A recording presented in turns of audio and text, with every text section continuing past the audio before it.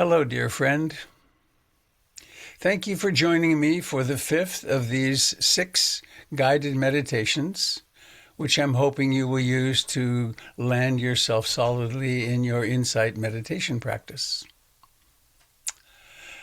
I'm going to begin today with another poem from Rumi, 12th century Sufi mystic, Life as a Rock. You have lived for lifetime after lifetime as a piece of rock. Then somehow you became a plant and forgot all about that. You then lived for lifetime after lifetime as a plant. Then somehow you became an animal and forgot all about that. You then lived for lifetime and after lifetime as an animal. Then somehow you became a human being. You have completely changed states countless times already.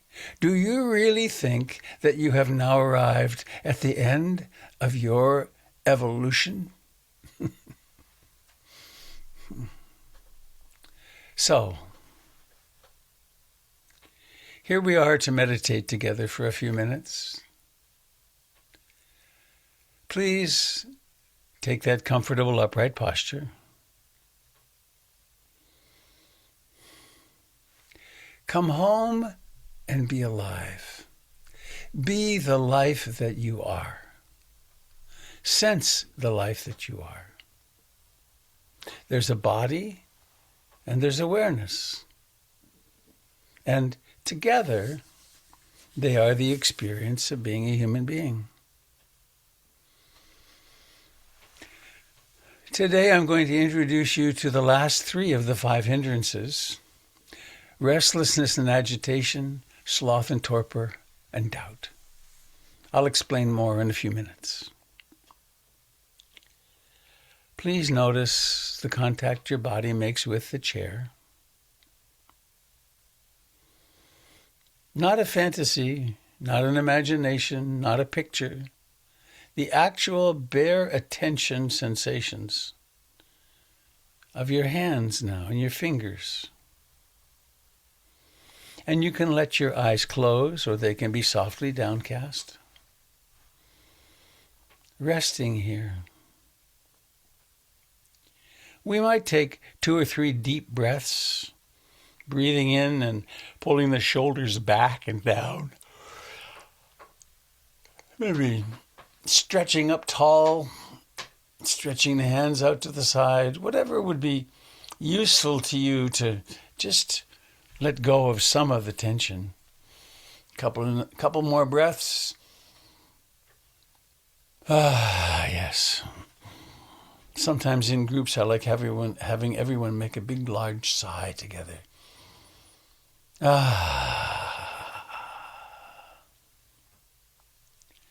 And now, the usual thing. The first foundation of mindfulness, the body. Be aware of your feet where they touch the floor. Be aware of their temperature.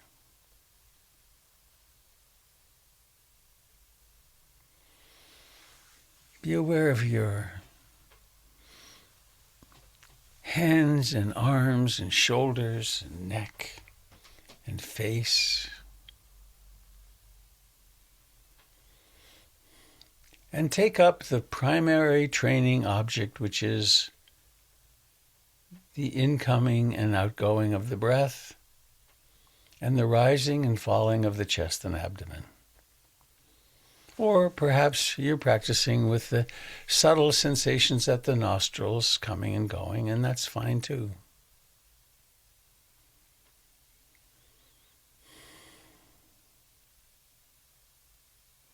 Perhaps noting rising, rising, falling, falling, wandering, wandering. There's another strategy which comes to us from Zen, in which on the in-breath we count quietly 1, on the out-breath 2, and in that way all the way up to 10, and then starting again at 1. If you lose your place, if you get lost in wandering mind, you just come back to 1. There's nowhere to get to except here. So please,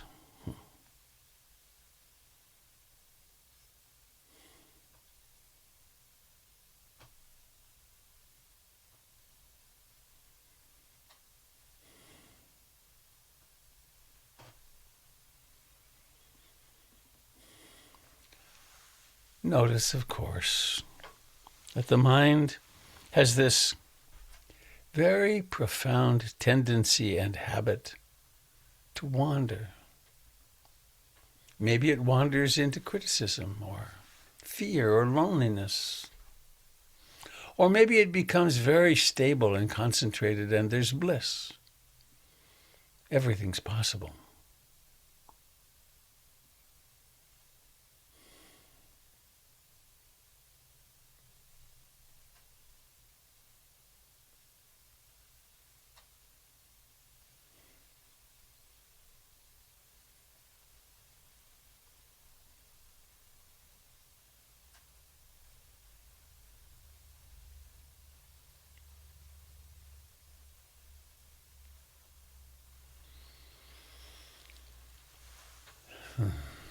Now you may notice that the mind is colored by wanting, by the desire I spoke of the last time, the lust factor, craving. Or it could be filled with aversion, disliking, the mind striking against the object. Those are two of our options, one polarity. Another option among the 5 great hindrances is known as restlessness and agitation. And in this, the body is fidgety, perhaps, or the mind simply jumps from one object to another. It might be worrying about this and planning that, and then it's aware of the body, and then it's worrying about something else. And it's just jumping from one thing to another. Very easy to recognize and very common in our world. So what to do when that's the case? Well, mostly we notice it. Mostly we name it and then observe it as a phenomenon, as an energetic phenomenon. The 4th of the 5 hindrances is known colorfully as sloth and torpor. Sloth. Sloths are very low energy because their food supply is very low in calories, actually. So when we're in sloth and torpor, we may find ourselves drifting away or our head falling forward onto our chest. Fatigue. This is also not something bad or wrong. It's quite normal for us, even when we're not really tired. Because sloth and torpor allows us to avoid many experiences that are unpleasant and we just simply don't notice them. So what to do with that? Be clear. Notice what it is. Notice how it feels in the body. Open your eyes, perhaps stand up. So let's sit here for a little while.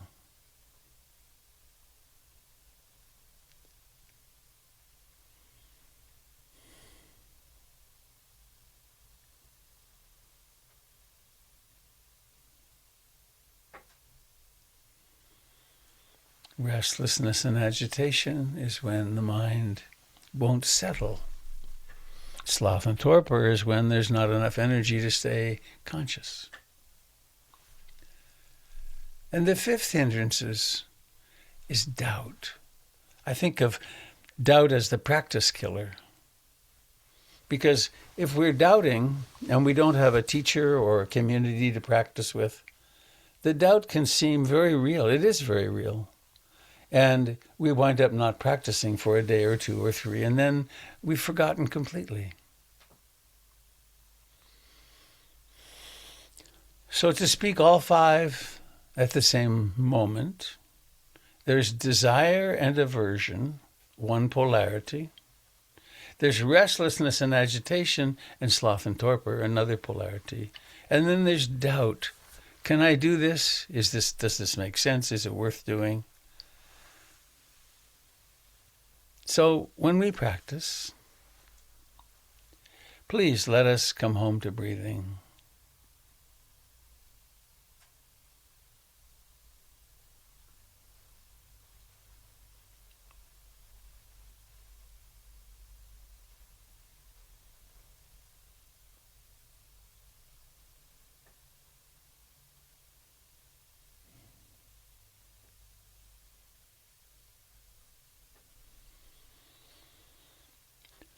Rising, rising.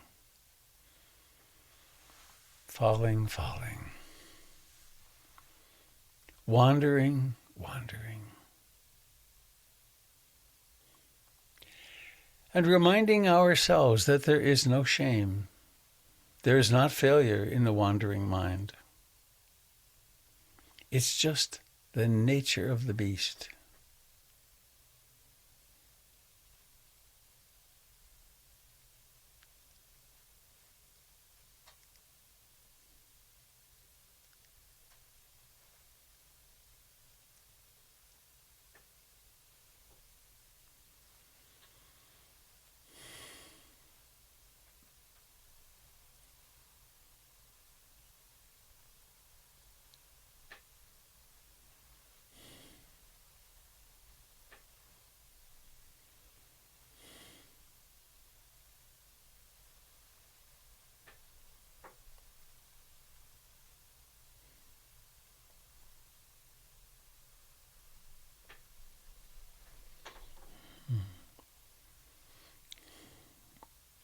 Rising, rising. Falling, falling.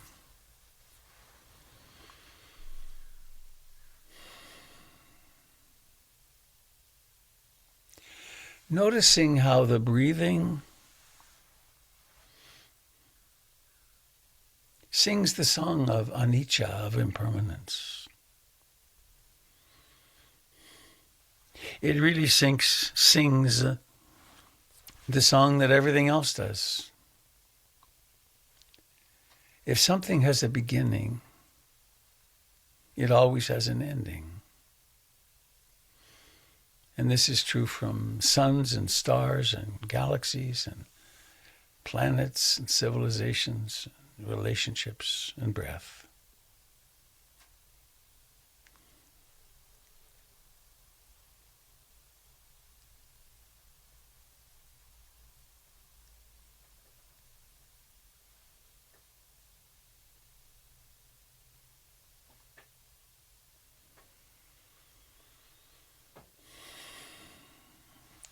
If it's possible, if awareness, heart, mind, fullness is sufficient, then we just watch the coming and going of phenomena, of thoughts, feelings, sounds, smells.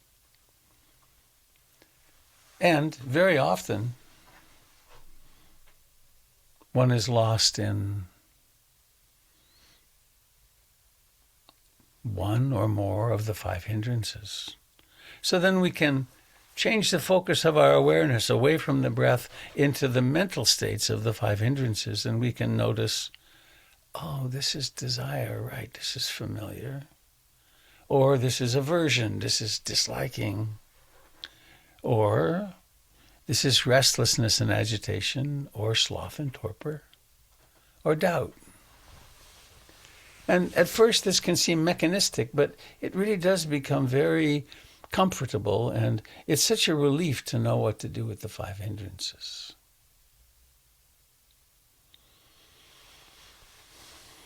So please now, my friends, let's end with a few moments of the great love mantra. I love you, with your name at the end.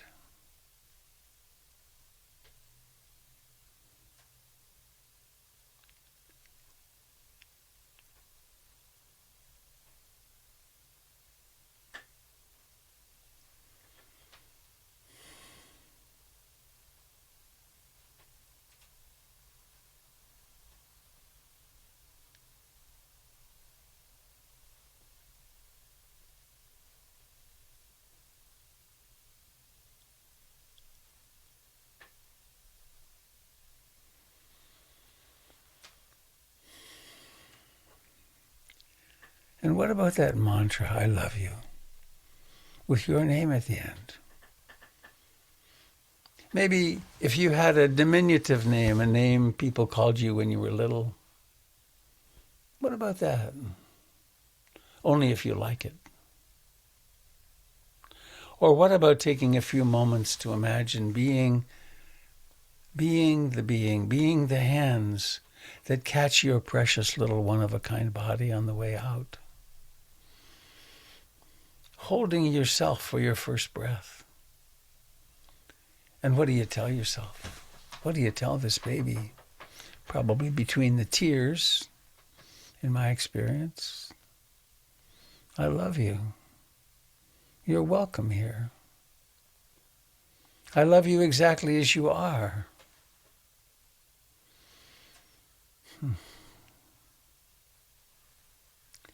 And now, please know that you can recite that love mantra anytime, any place in your life. No one will know.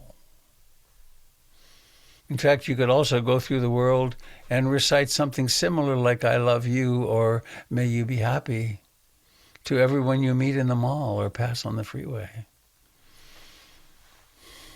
We're planting the garden of the heart here. A human being is part of the earth and is subject to ecological laws. And so exactly what we do to the garden is what we do to the human mind and heart. In fact, the word bhavana, B-H-A-V-A-N-A, which means meditation in Sanskrit, means cultivation in English. So we are cultivating the human heart-mind. So please now, be aware of your body, where it touches the chair, where the clothing touches your skin.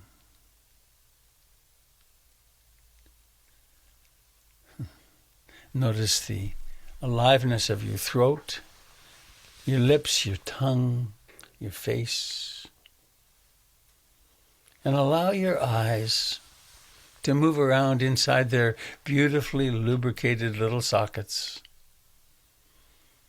Feel them as they feel themselves. And now forming the intention to make the effort to let the eyelids lift. And notice how that happens. It takes an effort of will, and then there's blurriness, and then there's seeing. Seeing. Take a moment to look around where you are, seeing.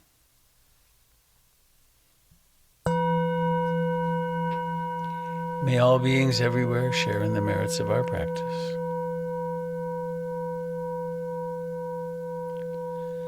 May all those who are sick, dying, may all those who are being born today, 175,000 children on average are born each day, and 150,000 people die. It's a very busy place.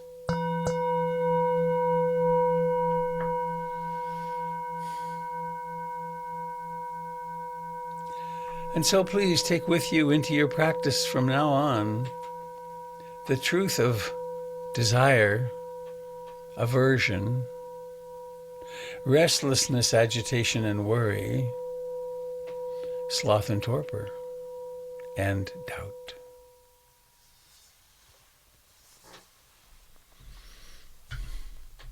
So please enjoy and make use of this recording for as long as makes sense. And I will see you again for the final one on episode 6.